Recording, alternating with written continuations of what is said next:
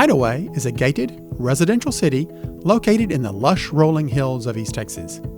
Easily accessed by Interstate Highway 20, Hideaway is due west of the city of Lindale and 79 miles east of Dallas.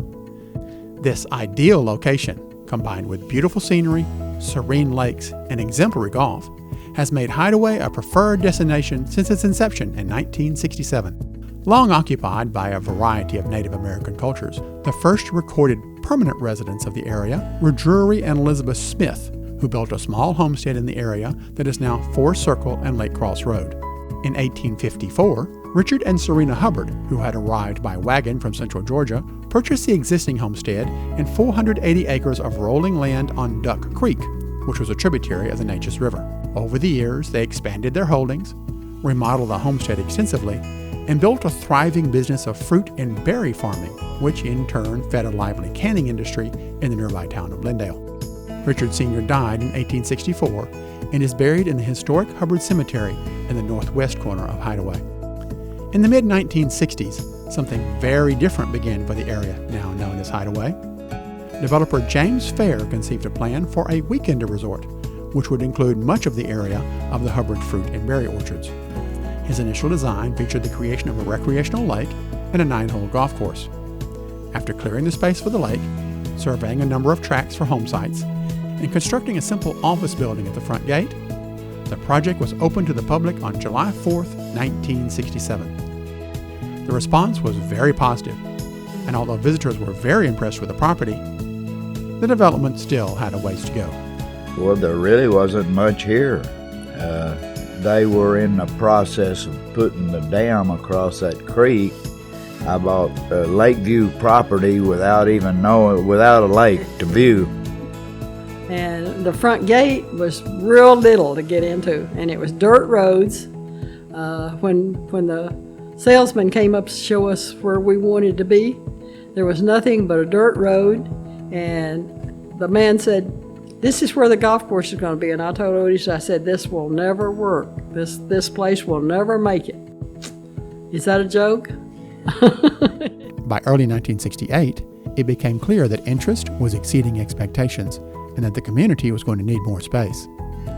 As the developers worked to meet these challenges, the lodge and swimming pool were completed, and permanent residents began to arrive.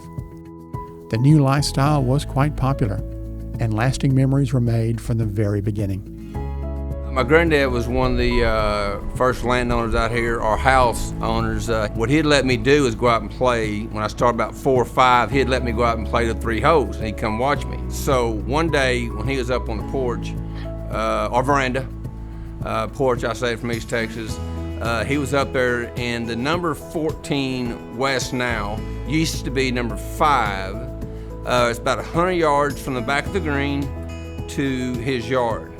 I took a driver, caught it just right, bounced it off the street, off the driveway, and broke the window. He stood up all happy. Grandma came out all upset. As more and more people began to arrive, a unique and fulfilling social structure began to form. The Hideaway state of mind was beginning to emerge. You didn't have that many people on the golf course. You could stop along the way and have a picnic and pick your stuff up after you're done and go finish the 9 holes.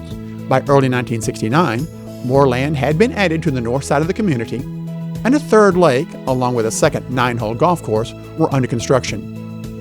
Although the lakes were a major attraction, golf was quickly gaining in popularity. Oh yeah, I played with the 9-hole ladies. It would take us as long to play 9 holes as it would the 18 holes because we couldn't play. We didn't know what we were doing, but we were having fun. As word of the development spread, the natural appeal of the community brought so many interested buyers that a 3-story guest lodge was built to accommodate those who wanted to stay overnight and tour the property more extensively. And they would come from all over the country, from Colorado to Washington State, and relocate to Hideaway Lake. And these people not necessarily had family of any type. They just thought that it was the most unique place they've ever seen. Hideaway was getting very popular. The city had an airstrip, a horse stable, and had grown to cover approximately 1,300 acres of land. Residents were loving the community and appreciating the security. Security at Hideaway Lake, I can remember it going from one man at the guard when we finally had a patrol car. And they were quite helpful for the people that lived in Hideaway, because you must understand, if their battery went dead in their car, they didn't have somewhere to call. They would call security and they would send the one officer down there and they would help the people get their car started. When my mom became sick and she fell in her house and called us, the first person I called was security. And we rushed to Mom's house. Security beat us. Security was there to tell Jason, that was small, I'm gonna pick you up, put you in your grandmother's window in the kitchen, and come around and open the front door. Security was a wonderful thing for Hideaway Lake. Early on, the Hideaway Lake Club had been chartered as a non-profit corporation, and over time, all common facilities and infrastructure were conveyed over to the club in accordance with the developer's original plan. A strong and vibrant community was beginning to grow. And then the pro shop was real little. I mean, tiny, tiny, tiny. There was a little grill down there, and you could take what you wanted. If you wanted a hamburger, but you cooked it. And then everybody bring their instruments to play, and it was like a hoedown with people playing. And you get on those cement slabs, and people start dancing, and we just had a blast. One thing that a lot of people don't know is that Fair built the country store. It was outside Hideaway property, but just right next to it. The same architecture as all the rest of the places. And that store was in operation at least 10 years before Brookshire's came to Glendale.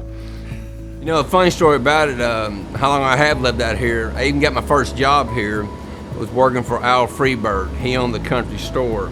I was bringing home $19 a week and could not spend it. It really wasn't a lot of fun.